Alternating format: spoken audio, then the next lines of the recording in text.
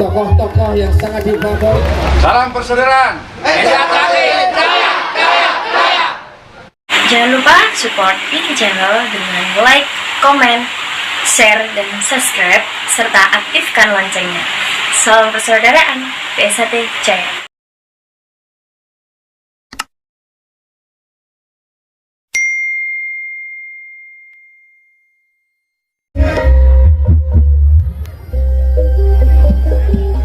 Mari kita lihat, kita contoh manfaat seni dan gerak pencak silat persaudaraan setia hati trakti.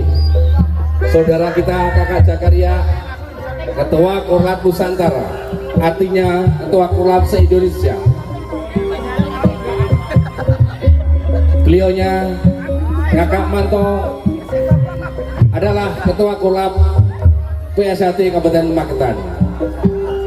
Keduanya merupakan tokoh-tokoh yang sangat difavoritkan di Kabupaten Magetan. Dan juga persaudaraan yang patut kita putar. Ya.